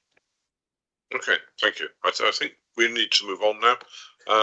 Can we take it then that we are supportive of the future plans that have been outlined to us today? I think that's the main situation. I think we have to agree, and everybody's nodding, so we can say that. And then when we come to the work programme in a few minutes' time, we will return to this topic, because I do need to ask you something. But for now, we'll thank you all for your contributions, and thank you, officers, for your explanations. We will now go to I've lost it. Performance monitoring. Billy, please. This is quarter one. That's right. Thank you, Chair.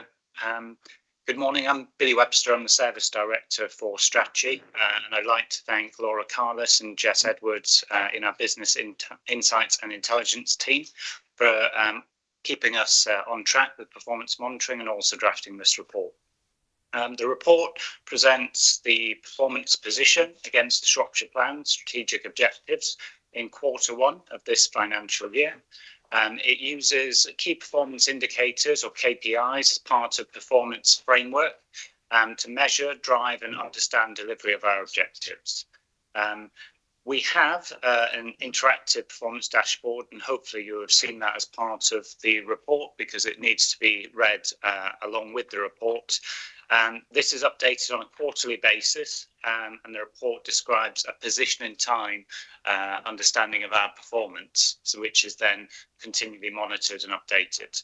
As always, just a reminder to the committee that whilst I'm happy to present the report and take any questions, I may need to take questions away, because the performance indicators are provided and managed through our service and the relevant managers within them. Thank you very much. Okay, thank you. Any comments, questions, Rosemary? Yeah, thank you. I just got a couple of questions, really. And I don't think there's anyone here to answer the second one, but I can ask Tanya perhaps the first one, which is about the EHCPs. I know that we have a new team. We know that they're all embedded now. I just wanted to check, one, that we're not using any agency. Sorry, excuse me. Not using any agency staff at all in that team now. And secondly, just to say that I note there is an incremental improvement on the last quarter in terms of our performance there, but that we're still a long way from target. When do you think we might get to that? If I may come back afterwards as well. Certainly. So, Chair, we discussed this at the last Transformation Scrutiny Committee, and we agreed that for the next People's Committee, which is in October, there'd be a full report and plan in terms of EHCP timeliness. I can confirm that will be going to the next People's Committee. So I guess in light of your previous comment, Chair, I think it's appropriate that let's discuss at that committee in terms of EHCP timeliness and where we're up to. I remember that now, actually, from the last time. Thank you. Quite right. The other thing that I find absolutely staggering is that given our housing situation, how many delays we're hearing from in this report about, obviously we have homelessness problem in this county, as everybody does probably, just as bad as ours, I'm sure. But we're looking at Star Housing taking a very long time, our own arm's length company, to turn around properties that are vacant, and that's having an impact on our B&B numbers. And I can see that other landlords are also creating similar problems in that they have that same issue ongoing. And I think that we need to be looking at that in some detail. Obviously, there isn't anyone here from housing today, but it's an extremely worrying situation. Okay, thank you. Yes, we'll note that and get a response as soon as we can. Anything else? Yes, Lance. Yeah, hi, Malcolm Marsook, Councillor for Priest. I've got questions on 4 particular items that I've identified. I looked through. The first one is a green one, but it's more sunshine. I just find it odd that we're monitoring something which I think is a bit outside our control, and whether we should be monitoring the fact that we've got sunnier days rather than rainier days. Although it's a good thing for most people, it's maybe not quite so good for others. And then there's 3 of the reds that I just want to comment on.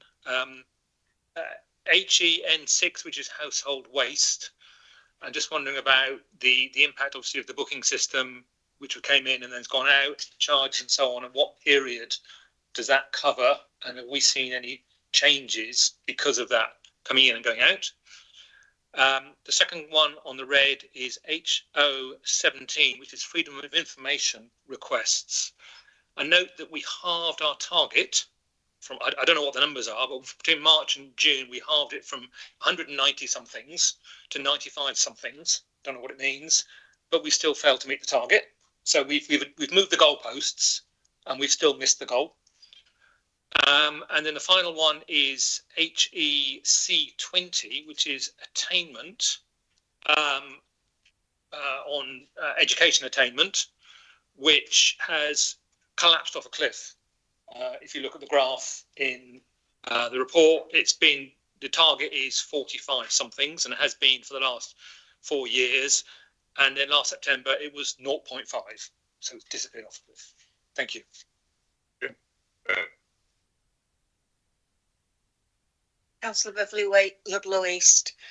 One of the things I noticed was that we're putting a lot of people into bed and breakfast because Star have changed their contractors, and the contractors are delaying handing property back because they're not working as fast as maybe they should be doing. Are we imposing penalties on on Star? I know Star's an arm of us. Are we imposing penalties so that Star will make these contractors pay? Because we're having to fund this bed and breakfast.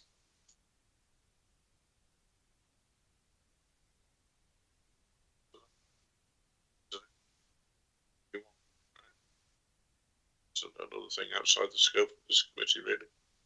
I think one of the things that we do need to do is actually revisit the items that are on the thing that we are reporting upon. Some of them are statutory, and some of them are the ones that we have a choice over.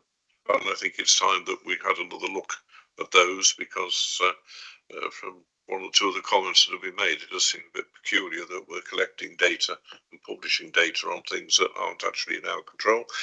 Educational standards being one of them, of course, because we no longer manage or operate all of the schools. A lot of them are trusts outside of our control. So I think it would be a bad idea if we kept that back of our minds, and sometime when we've got some free time, if we could have a look at the actual targets that were the data that we're collecting as a proper agenda item rather than just receiving the report. Not saying necessarily the next meeting, but if we could do that in the next couple of meetings, for example, just to reevaluate if we're collecting data that needs to be collected or just going through the motions. Yes, thanks, Chair. I've spoken to the leader, and she's of the same mindset that we'd very much like to bring a report that is more helpful in terms of, rather than just looking at a position statement, actually adding value. So I think it'd be very good to get your input over the next 2 meetings. Yeah. Good. Thank you. Anybody else on that? No? Okay. Thank you for that. So we just note the report. Item 9, annual customer feedback report. Councillor Wagner, welcome. Thank you, Mr. Chair. The floor is yours. Excellent. So, essentially, if you look at the item 9, there's an appendix, which is the report itself, and then the report which is going to committee today, which essentially makes some recommendations based on that report and what it says about the way Shropshire Council deals with complaints and the nature of those complaints, but the important issue to consider, which is our approach to the new Ombudsman's sort of code. So essentially the Ombudsman has decided to bring in a more stringent series of recommendations for councils and how they handle complaints. Shropshire Council has had its own set of targets, as you would expect, over the past few years. The report goes into that, which I'll briefly go through now. But the key issue for Scrutiny to look at is how, with incredibly limited resources, we try and meet a higher bar, essentially, and whether or not the routes to that are about demand mitigation with complaints and seeing stuff off earlier at stage one. That's probably part of it, but also about the level of resourcing we have and whether or not we try a sort of best endeavours approach rather than acknowledging that we're unlikely to start meeting a 10-day suggestion when we're currently barely meeting a 30-day one. So to go through the appendix, the report itself, essentially Shropshire Council dealt with around 3,000 complaints and compliments last year. If you look at the number of compliments on the appendix, which is at page 36, we had 2 of our annual comparisons that fell in sort of yellow amber. We made less complaint investigations than in previous years, and we had roughly the same number of compliments. In terms of days to close a complaint at stage 1, we dealt with that in 23 working days last year. That was down from 31 the year prior, and it was 26, so it's the lowest it's been in a while. But as I say, the issue which we'll go on to is the fact that the Ombudsman's Code imposes a series, I think about a dozen recommendations, including that we try and deal with those within 10 days. Obviously, within the resource we have, it's probably more likely to be a smaller amount of resource than a larger amount in coming years. Then there's also a small reduction in the proportion of claims which are upheld. However, the thing which is really driving delays in the system, and I went into a bit more detail about this at Cabinet last month, which people are welcome to ask about or watch. Essentially, complaints progressing beyond stage 1 have increased substantially. The driving factor for that, as you might expect, is children and adults care, particularly regarding EHCPs. That's been the major driver of that. Essentially, stage 1 complaints are often, even if we don't have to take any action beyond apologise, they're often seen off quite early because they just require an apology or a suggestion that we do things better. Obviously, when you've got a complex complaint about the handling of an EHCP or a care package or whatever it might be, that's going to progress to stage 2 and take up a significantly larger amount of officer time and resource to deal with. That's gone up to nearly 20% of cases last year. It was 8% 3 years ago. So post-COVID and EHCPs in particular have really driven that. So that's the appendix essentially. But if you go back into the report for committee today, essentially Shropshire Council has already completed a self-assessment against the code that's been set out by the Social Care Ombudsman, and we're going to have further updates next month on that. But the things which we're really looking for is 1, reviewing our current performance in relation to that new code.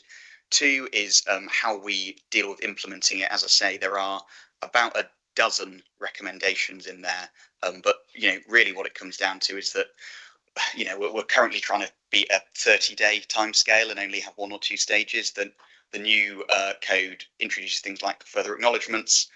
Acknowledgement if the 10 working days has to be extended by another 10 working days. So if we get to day 9, we won't be sending out something saying it'll take another 10. Obviously, we're currently averaging 23 to get back to someone in the first instance. So the gap in terms of resourcing and dealing with that is large. And similarly, at stage 2, dealing with those within 20 working days. As I say, our current system is that we try and get to everyone within 30. An acknowledgement within 5, and we don't let people know if there needs to be an extension. The Ombudsman's trying to crack down on that. It's worth noting that an Ombudsman's recommendation and the new code is not per se statutory, but it's nonetheless a serious recommendation which we need to try and take heed to. So it's not an absolute legal duty on us to follow this, but reporting against it becomes the duty. And obviously what it will mean is that what we as a council, for one reason or another, considered acceptable in terms of getting back to people is certainly a sort of lower bar than what they're trying to set for us. So if you go through the report into sort of pages 17, 18 about the benchmarking, actually Shropshire Council at the moment has a relatively low number of complaints upheld per capita. We decide a pretty normal amount of complaints across all sorts of local authorities in doing that. But as I say, the bar which others may be using for themselves already is higher than ours. And similarly, the bar which the Ombudsman is setting is almost certainly higher than all of our comparable unitaries or comparable authorities. And that is likely to continue. So the annual report includes 16 recommendations. These are, I won't go through them in great detail, they're in the report at number 11. But in particular, the things for members to consider are whether or not the current oversight of complaints strategically is enough. One of the early changes we're making is there is going to be a member of this council overseeing complaints. That is a job I am delighted to take on. Whether or not the level of resources that we have threaten implementation and how we navigate those challenges. Realistically, based on what we've heard in earlier items, we know that that's the big challenge, and it's the level of priority which we can give this essentially in a sea of competing priorities, given it creates a significantly increased workload for officers dealing with complaints. Whether or not there are other opportunities for other scrutiny committees to incorporate customer handling and complaints into their work. Something I'm very keen on across the organisation is demand mitigation. Actually, one of the leading sources of complaints is complaint about insufficient handling of complaint. There are ways of beating that at source, if you like, and getting that number down. I think there is already work going on to do that, but we might want to make that more of a focus.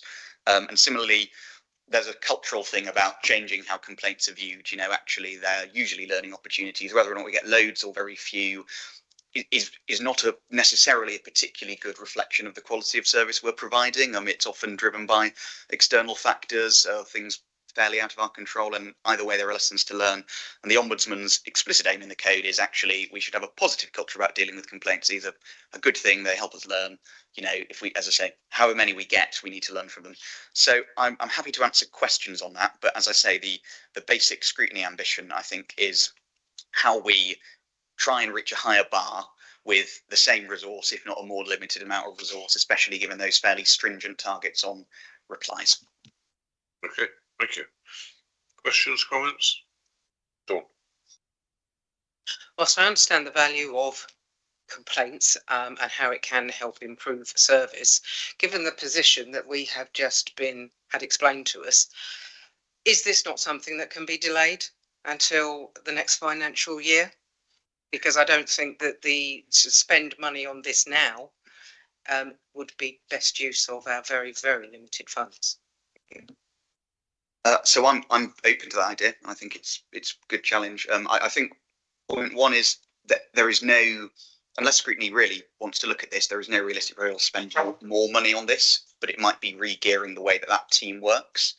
So an approach which I've discussed with the service director is sort of a best endeavours approach, essentially. So we are not going to invest any extra resource in this, or certainly we can't find any extra resource to, but whether or not the Ombudsman has recommended that we adopt the code and start marking ourselves against that rather than our existing practice. So at the moment, that's kind of the direction of travel we're looking at. So being fairly open about, you're right, there's no extra resource, we're in a financial crisis, we can't possibly start putting emphasis on this when actually there are much more pressing issues, but should we nonetheless mark ourselves against this and show that we're taking some of the steps? That's currently my thinking, certainly, but Scrutiny is welcome to make other suggestions to that effect, basically. John, did you have your hand up? No. Yeah, completely agree. And as you just reiterated there, really, that we can't put extra resources in. We should be cutting, if anything, but looking at how we can do it a little bit more effectively, and the heuristics in terms of how we prioritise those complaints, deal with the ones where you've got things like EHCPs, for example. The value of them is, you're quite right, they are variable. It's how you take that and input it into the service that's being provided to improve the service, to then sort of reduce the number of complaints. But yeah, if we could, I don't know how it works currently, but the way those complaints are prioritised, it's going to be impossible to meet the 10-day rule. No way on earth that's going to happen. Yeah. Yeah, I think there is an argument for scrutiny involvement in receiving these, depending on which area the scrutiny committee is looking after, because it helps to keep them informed as to how well the service appears to be operating. So I think there's a lot of merit in that. But as far as this committee is concerned, I don't know how much, corporately, which we are basically the corporate scrutiny committee, it's probably only going to touch us very lightly. I think the ones that deal directly with the services, I mean, we will get loads of complaints about council tax, I'm sure, various other things like that, but that's not going to help us with our overall outputs and outcomes. Tom. Thank you. So Tom Dodd, Statutory Scrutiny Officer for the Council and the Strategy and Scrutiny Manager for the Council as well. Just thinking about complaints. So as a committee for you, operationally, yes, it might be a little bit more nuanced in terms of what you might get and see. But I would say for all scrutiny committees, your view of complaints is fundamental in helping you to identify topics for your work programmes. So you should be looking to take that into account there to give you a sense of what's there. Equally, what you've just been discussing here is in your review of any particular issues, there's a chance to understand more of what's happening and digging down into that in those areas. So patterns, trends, you would never in any committee, and I don't think any officer would ever advise you to look at individual complaints. It's patterns and trends you would be looking at and understanding. Equally, and I think you'll touch on it, so I was going to say something earlier, but when you come to look at those performance measures, absolutely there's a really good role for that. I'd suggest as we look at the new corporate plan, improvement plan, and partnership plan, aligning that work that this committee does, looking at those measures will be really important to make sure that we're looking at the right measures for what's important to the council. And so there might be performance measures in there, but equally a challenge, which I suspect the chair might come to when he starts talking about the work programming, is how you look at financial information, quality information, which includes complaints information, and performance information or activity information to give you that rounded view. So you can understand that more clearly. So I suppose at this stage, it's got an absolutely fundamental role. You will set how you want to use complaints information, but hopefully that's just a helpful guide in terms of how it can play in. Yes, thank you. I think there. Yes, I think there is. I think you're quite right. Actually, when we do the work that we were talking about under the last item, this is something that needs to feed into that when we're talking about the performance measures and things that we've got. I think that is absolutely right. So sorry. Yes. The idea of identifying the form of complaints against a standard, I think it's a good one. One can criticise it. In the past, obviously, internally in this county, we've developed some kinds of standards we'd like to meet. Those are the ones that you've been recording these against. It seems to me that both for the purpose of comparison, for historical comparisons, and just to avoid any unnecessary complications, I think it's worthwhile sticking to the system we have, rather than adopting a system which has been devised by somebody from outside. So my view is that there's no need to change the system to adopt the Ombudsman's standards. I think we should stick with our own. We know them; they're historically compatible, and they make sense. In the general area of council management, I think we ought to be careful about adopting standards from outside, no matter how official they are, because they nearly always involve very high level standards which are not necessarily applicable at local levels. We've heard earlier about how the care quality commissioners have set standards which we've adopted, and we may not need to have done so. We should always be looking at every official top-down guidance and say, hey, so heck, is this right for us? That's just my general thoughts on it. Thank you. Great. Thank you. I think that's a very reasonable point. And the one thing I would say is we will have to report to the Ombudsman ourselves, if you like, so about whether or not we've met their standards. Whether or not those are the standards by which we judge ourselves at scrutiny is a different discussion. So we are going to have to compile that information year on year and send it to them regardless, one way or another.